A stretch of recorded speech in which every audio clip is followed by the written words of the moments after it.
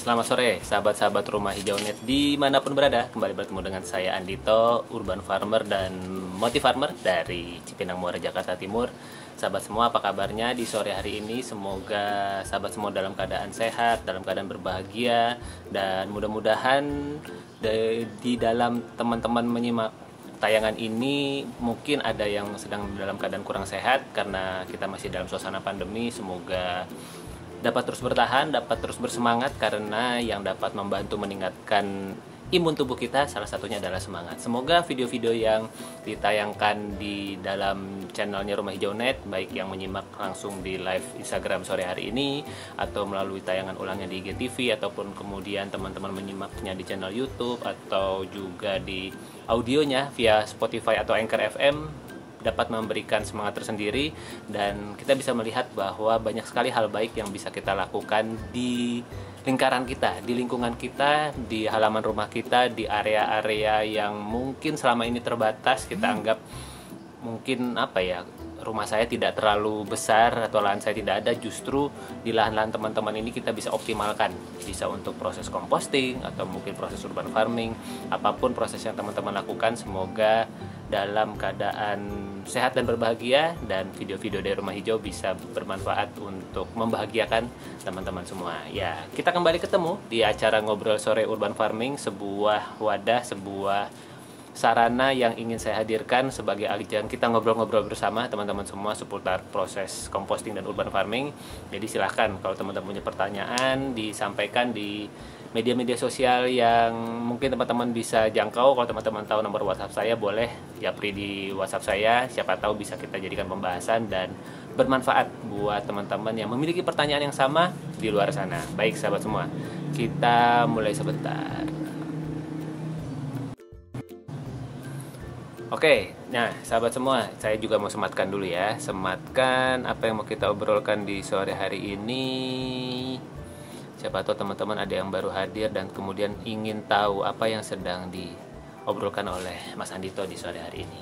Seperti biasa, hari ini saya akan membahas atau menjawab sebuah pertanyaan yang sampai di salah satu grup belajar composting online. Ya, bersyukur batch ketiga dari belajar composting online sudah berlangsung, sudah bergulir. Bersyukur sekali teman-temannya sudah hadir, terlihat energinya antusias. Dan biasanya saya begini teman-teman, di dalam belajar composting online itu saya mencoba menanyakan apakah ada sebuah peristiwa yang mendasari teman-teman yang hadir di dalam program belajar itu mau belajar melakukan composting.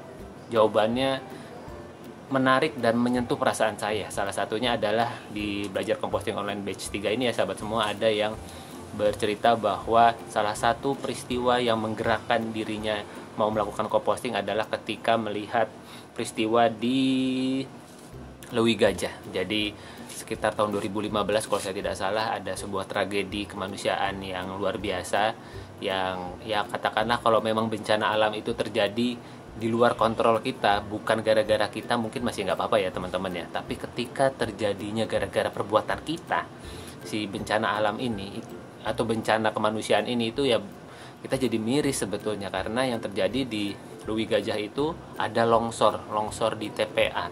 Jadi Lewi Gajah itu merupakan TPA yang sampahnya sudah menggunung, dan kemudian ketika rubuh itu menimpa manusia yang tinggal di sekitar di sana atau mungkin sedang bekerja di sana. Jadi saya tidak ingat angkanya apakah belasan atau puluhan yang meninggal, tapi itu tragedi yang luar biasa di saat itu di Lewi Gajah, dan kemudian menjadi salah satu hari yang diperingati sampai sekarang sebagai Hari Peduli Sampah Nasional. Jadi dan salah satu peserta dari belajar composting online menyatakan bahwa peristiwa itu menggetarkan hatinya. Walaupun beliau tinggal di Bandung dan tidak dekat dengan Lewi Gajah, tapi beliau sadar bahwa bisa jadi salah satu atau sekian kilogram sampah di sana yang menimpa orang-orang di sana adalah karena sampahnya dia, karena dia tidak memilah sampahnya sejak dari rumah. Nah, sejak itu beliau tergerak ingin belajar composting. Nah, kabarnya sih katanya selama ini sudah setahunan mencoba proses composting, tapi masih belum berhasil. Makanya mau belajar lagi di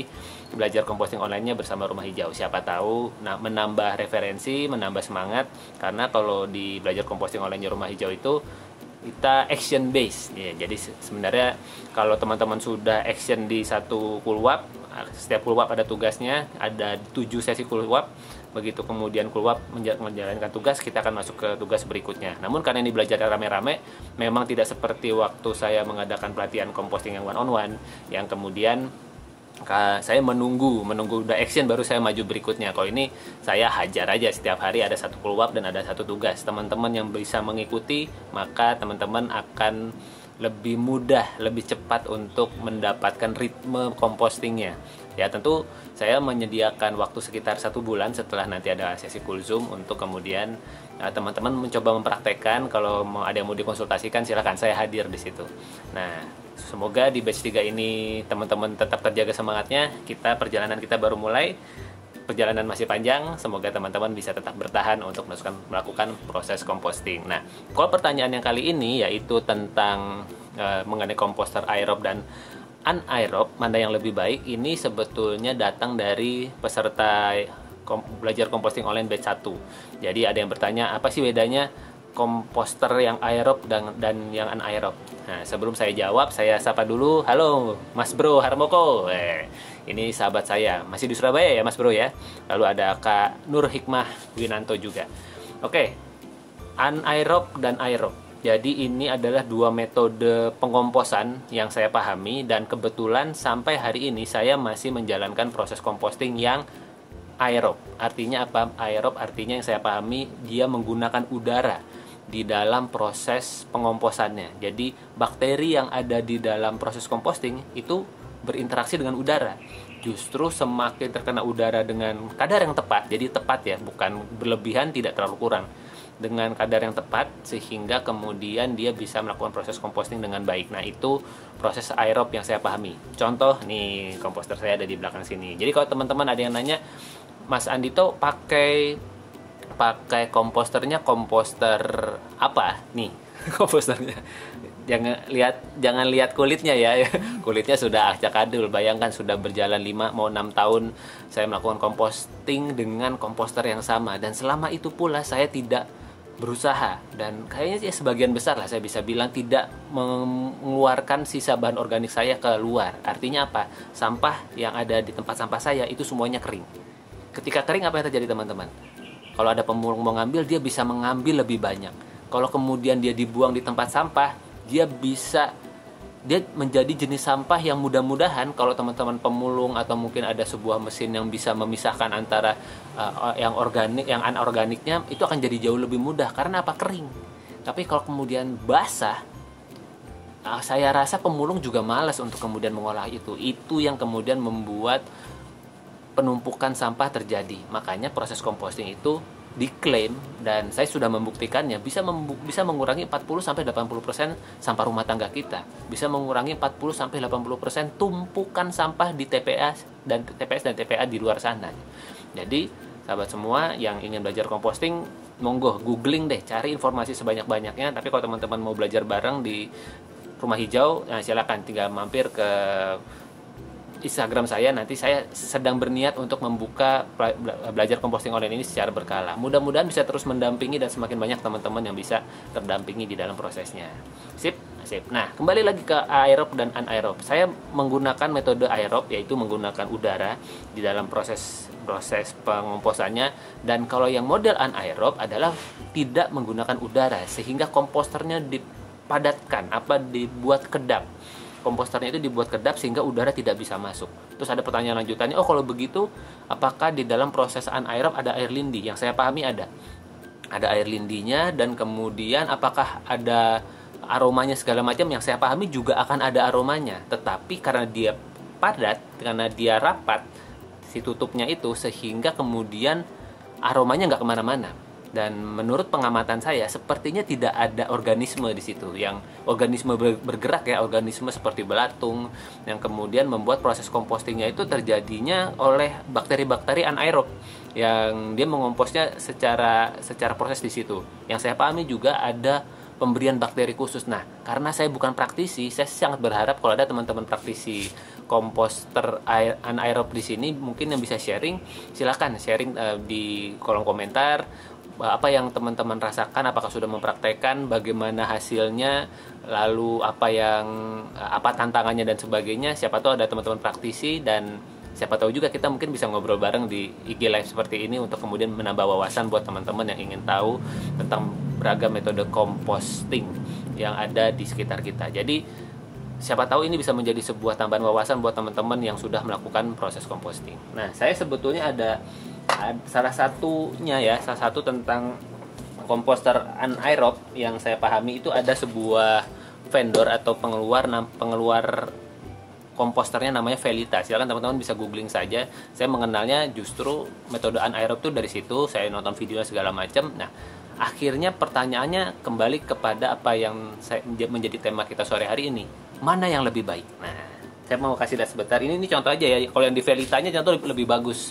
Ini komposter anaerob itu seperti ini. Jadi tutupnya rapat, nanti diberikan bakteri. Lalu kemudian nanti si air lindinya akan tertampung di bawah dan dia bisa dikeluarkan. Itu yang kemudian bisa digunakan sebagai POC, jadi pupuk organik cairnya. Nah, ini sih sudah dulu ada teman saya yang bukan menitipkan. Jadi, "Dit, aku punya komposter ini, mau coba nggak?" Ya udah, karena dia sudah nggak pakai, terus aku ketika ada di rumah, aku nggak pakai juga. Karena apa? Nah, ini teman-teman, saya hanya ingin jadi tujuan dari ngobrol sore urban farming ini adalah menambah wawasan buat teman-teman, sehingga teman-teman jadi punya semakin banyak pilihan composting apa yang ingin teman-teman lakukan. Karena sekali lagi, kalau teman-teman mungkin ada sebagian di sini yang sudah pernah ikut belajar composting online bersama saya, tahu bahwa goalnya dari belajar composting online bukanlah menjagokan atau mengagungkan atau mengajak teman-teman kepada sebuah pilihan composting tertentu. Tidak, sama sekali tidak. Bukan karena saya sebagai penyedia komposter terus kemudian mau pakai komposter saya itu yang paling bagus. No, teman-teman. Saya menyadari betul bahwa proses composting itu yang terbaik adalah yang paling dekat dengan apa yang ada di dalam keseharian teman-teman. Kalau teman-teman punya lahan, maka bisa jadi menggali lubang organik adalah metode terbaik buat teman-teman semua, atau biopori. Jadi lubang organik dan biopori itu mungkin sangat cocok buat teman-teman yang punya lahan cukup luas atau punya tanah yang bisa digali. Nah, kalau nggak punya tanah yang bisa digali gimana, Mas? Ada metode compost pot namanya. Jadi kita menggunakan pot, itu juga kita bisa gunakan. Lalu kemudian saya maunya yang dapat pupuk cairnya, yang mau dapat pupuk padatnya, bisa panen dan sebagainya. Nah, mungkin model metode komposter seperti ini juga bisa membantu teman-teman lebih baik lagi untuk mengolah sisa bahan organiknya. Lalu saya pengennya yang harum-harum aja, ya udah pakai coenzim juga lebih harum, cuma ada tantangannya, dia 3 bulan baru bisa dipanen. Sama-sama asik, sama-sama seru. Nah, teman-teman bisa menentukan pilihannya yang mana yang lebih baik. Nah, melengkapi pertanyaan tadi, apakah yang lebih baik antara aerob dan yang anaerob? Buat saya, yang paling baik adalah yang dilakukan. Ya, teman-teman kalau udah biasa ikutan ngobrol sore bersama saya udah tahu ya jawabannya pasti itu. Jadi mau metode composting yang manapun, yang terbaik adalah yang teman-teman lakukan. Mau menggali lubang organik, mau kemudian membuat compost pot, bikin biopori, bikin coenzim, atau mau pakai komposter seperti ini, mau yang aerob, mau yang anaerob, semuanya sama-sama baik. Karena apa? Itu mengolah sisa bahan organik Anda. Dengan Anda mengolah sisa bahan organik Anda sendiri, maka sampah atau sisa bahan organik itu tidak masuk ke tempat sampah Anda, sehingga kemudian dia tidak tercampur dengan yang anorganik, sehingga oleh petugas kebersihan dia hanya dibersihkan dan kemudian ditumpuk saja di TPS dan TPA. Dan yang terjadi di Lui Gajah beberapa tahun yang lalu itu terjadi kan karena pola persampahan kita, teman-teman semua. Bahkan di batch 3 ini ada sebuah sharing yang menurut saya agak miris ya, dalam artian jadi beliau tinggal di Sukabumi dan memang pengolah atau proses pengambilan sampahnya itu memang belum tertata, sehingga ya sisa bahan organik itu, sampah-sampah organik itu memang ditaruh di pinggir jalan begitu saja. Nanti petugas kebersihannya yang akan mengambil. Nah, tantangannya petugas kebersihannya pun ngambilnya juga nggak rutin. Artinya kan yang terjadi apa? Tumpukan sampah, kemudian jadinya mungkin pemandangan tidak enak, aromanya juga kurang sedap dan sebagainya. Itu yang terjadi, teman-teman. Sehingga peserta ini yang di batch 3 ini, beliau bilang, saya ingin belajar composting supaya kemudian saya setidaknya tidak tidak ngeluarin sampah organik saya keluar deh gitu. Jadi kalau memang, jadi saya tuh sudah mulai memilah, katanya dia sudah mulai memilah sampah anorganiknya. Jadi botol sudah dikumpulin, kardus sudah dikumpulin, itu bisa diambil pemulung dan sebagainya. Nah, yang organik ini selama ini ya masuk kantong plastik dan dibuang di TPA gitu. Dan dia merasa bersalah untuk itu, sehingga dia ingin belajar composting online bersama Rumah Hijau. Mudah-mudahan teman-teman yang nonton video ini juga yang memiliki semangat yang sama. Yuk kita mulai mengolah sisa bahan organik kita. Bagaimana metodenya? Sekali lagi silahkan googling teman-teman. Kalau mau cari inspirasinya di YouTube saya, boleh tinggal mampir ke YouTube Rumah Hijau Net. Dan ya di Instagram saya khususnya di reel ya, yang kalau di feed saya rasa saya ingin mengkombinasikannya dengan kegiatan sehari-hari saya yang lain. Misalnya ada kegiatan homeschooling, atau kemudian kegiatan mungkin ada bisnis-bisnis atau usaha-usaha yang saya lakukan, saya sharingkan di situ. Namun khusus di reel saya ingin memenuhinya dengan kegiatan harian composting saya. Jadi teman-teman kalau buka Instagram kan beranda yang muncul pertama feed kan ya. Nah, feed itu mungkin sebagian kegiatan composting dan urban farming bercampur dengan kegiatan keseharian saya. Tapi kalau teman-teman geser ke reelnya, nah itu isinya banyak compostingnya. Saya ingin sharing keseharian composting saya di situ. Silakan teman-teman yang mau mampir juga keseharian urban farming saya. Supaya apa ya? Saya dokumentasi, siapa tahu bisa menginspirasi. Begitu teman-teman. Jadi apapun metode pilihan Anda, aerob maupun anaerob, dua-duanya sama-sama oke. Yang penting dijalankan, dan kalau teman-teman tidak berkeberatan, dibagikan melalui media sosial Anda semua. Siapapun ya, katakanlah yang nonton tayangan ini di live Instagram sekarang, seperti saya sore hari ini, saya coba sapa dulu ya. Wih, lumayan banyak yang hadir. Ada Kak Afrida, Kak Stefani, Kak Nurmaini, Kak Ihsan, Kak Nurfi Sartika, Kak Udawira. Nah, teman-teman yang menonton ini kan saya punya media sosial, minimal Instagram. Manfaatkan teman-teman untuk berbagi proses composting dan urban farming yang teman-teman lakukan itu, bagikan, siapa tahu bisa menginspirasi orang lain untuk memiliki sebuah pemahaman, oh ternyata sampah kita bisa kita olah sendiri ya gitu. Dan kalau teman-teman memang mau mendapatkan feedback, atau mungkin ya katakanlah saya senang banget belajar dari proses composting teman-teman, boleh silakan mention saya ya di @wahyu_andito, dan yes, mention aja gitu. Siapa tahu saya kemudian bisa memberikan tanggapan, feedback, ya minimal saya pasti akan kasih jempol. Dalam artian apa? Itu sebuah usaha yang luar biasa loh, ketika ada seseorang yang mau mengolah sisa bahan organiknya. Ini sedikit informasi buat teman-teman. Saya nggak tahu apakah ini masih berlaku ya kalau Mbak Wilda Yanti, mentor saya, nonton. Karena dulu Mbak Wilda Yanti pernah bilang sama saya, waktu itu mungkin di perjalanan composting saya ke 2 tahun atau 3 tahun gitu. Kita ketemu, ngobrol segala macam. Terus Mbak Wilda bilang, Mas Andito, orang kayak Mas Andito ini langka loh gitu. Maksudnya apa Mbak? Ya maksudnya jarang orang yang melakukan proses composting perorangan dan kemudian bisa konsisten sampai sekian tahun seperti Mas Andito. Karena biasanya orang ketika melakukan proses composting, dia ada pressure dari, entah peer pressure gitu ya, jadi tekanan bersama, mungkin dia belajar di komunitas, belajar di arisan ibu-ibu dan sebagainya. Lalu kemudian ketika sudah berjalan sekian lama, ketika ada satu nggak menjalankan, terus yang lain ikut nggak menjalankan gitu. Jadi kemudian proses compostingnya jadi tidak berjalan dengan lancar lagi. Nah, Mas Andito ini termasuk yang nggak ada apapun ya jalan aja gitu. Karena mungkin apa ya? Mungkin itu sebabnya di keluar pertama di belajar composting online itu saya menekankan mindset, menekankan sudut pandang, menekankan kenapa sih teman-teman mau melakukan proses composting. Itu dulu, karena kalau kemudian itu sudah Anda dapatkan, metode mah tinggal dicari aja gitu. Saya udah tinggal share apa yang sudah bisa dijalankan di dalam keseharian. Tapi kalau teman-teman belum menemukan kenapa perlu melakukan proses composting dan itu tidak cukup kuat untuk teman-teman temukan, kedepannya pasti ada aja tantangannya. Mungkin ya paling gampang males sih untuk semua hal ya teman-teman ya. Itu males tuh udah nggak ada penyakitnya lah gitu.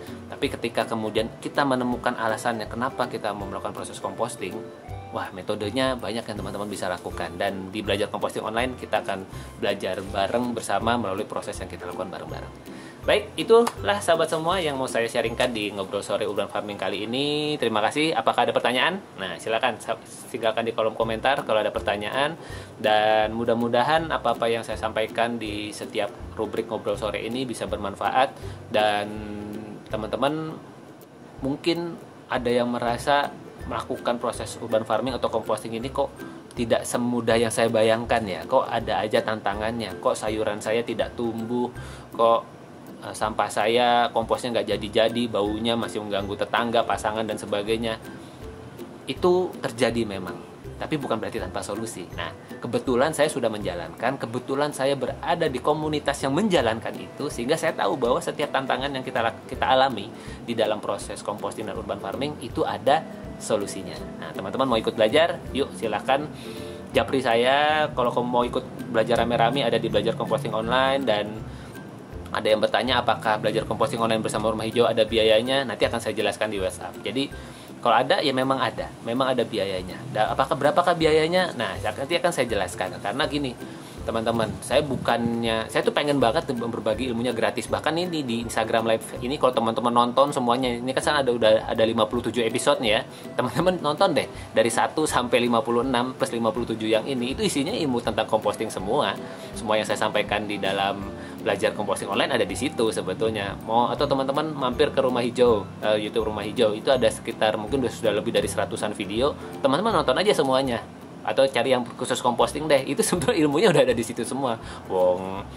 Materi Belajar Composting Online videonya saya ambil dari YouTube saya kok gitu, yang saya sudah bikin materinya di situ. Kebetulan saya sharing, ya udah saya embed aja ke dalam proses metode kulwapnya itu. Nah, jadi memang ada bayarannya. Kenapa? Begini teman-teman, ini sharing aja. Jadi dalam kita belajar sesuatu, ini saya mempelajari dari mentor bisnis saya, mentor coach motivasi saya, maupun kemudian saya mengalami sendiri di beberapa pelatihan yang baik yang saya ikuti maupun yang saya kelola.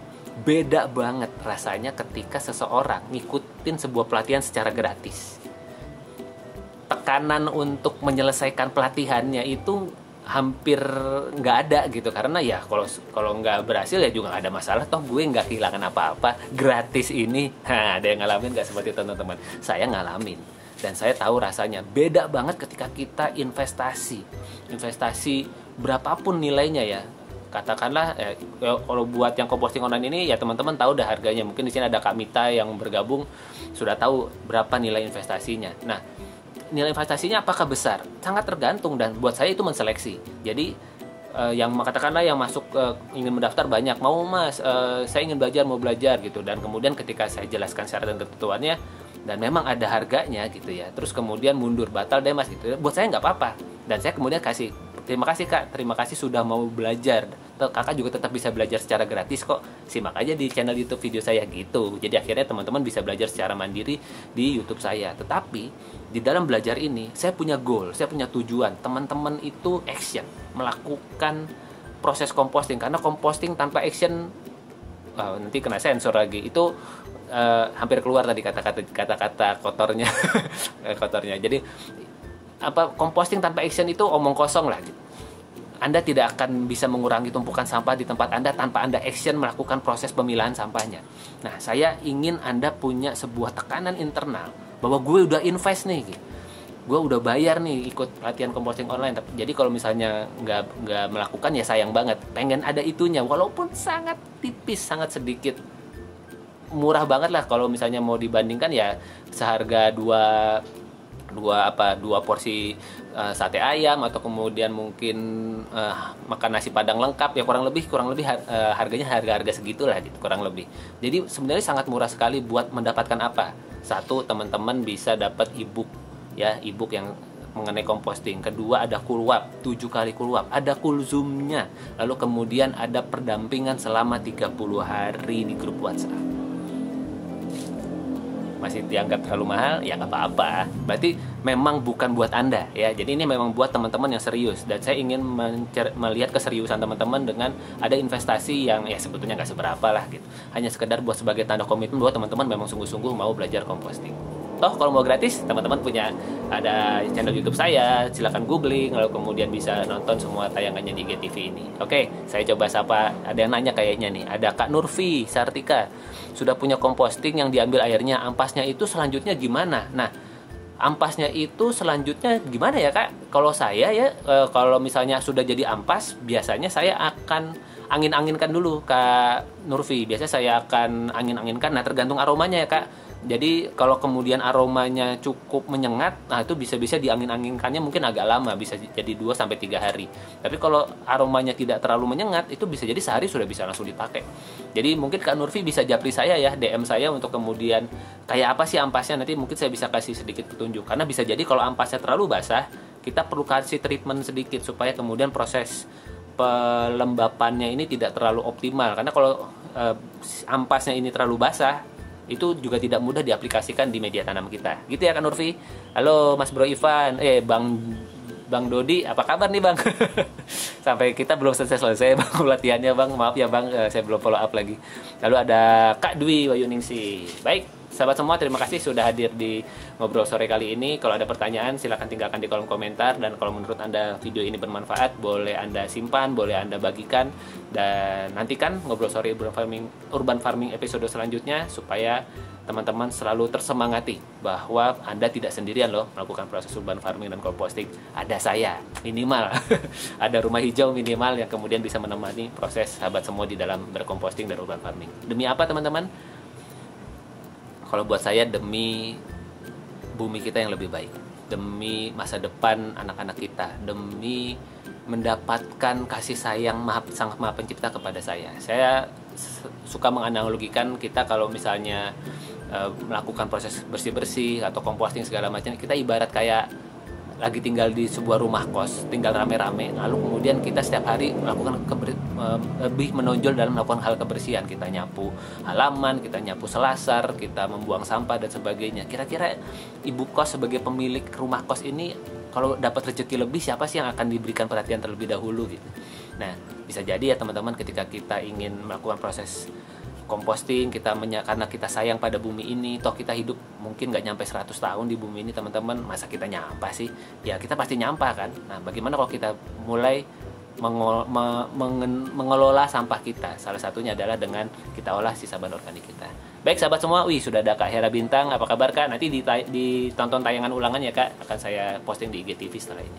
Terima kasih, sampai kita ketemu lagi di Ngobrol Sore Urban Farming episode yang selanjutnya. Jaga kesehatan, semoga pandemi ini cepat berlalu dan kita bisa kembali berbahagia di dalam pertemuan-pertemuan secara fisik, dan kita semakin bijaksana di dalam menjalani kehidupan kita sehari-hari. Bijaksana terhadap lingkungan, bijaksana terhadap tubuh kita. Mungkin selama ini kita zalim terhadap tubuh kita, sehingga mungkin buat teman-teman yang terpapar COVID tahu ya bahwa COVID itu ya pasti bisa jadi kita kena, tapi kalau kita nggak punya comorbid, kalau mungkin selama ini pola hidup kita sehat, sebetulnya bisa jadi ya COVID aja, seperti flu ya flu aja gitu. Baik teman-teman, jaga kesehatan, sampai kita ketemu lagi di Ngobrol Sore Urban Farming episode yang selanjutnya. Terima kasih.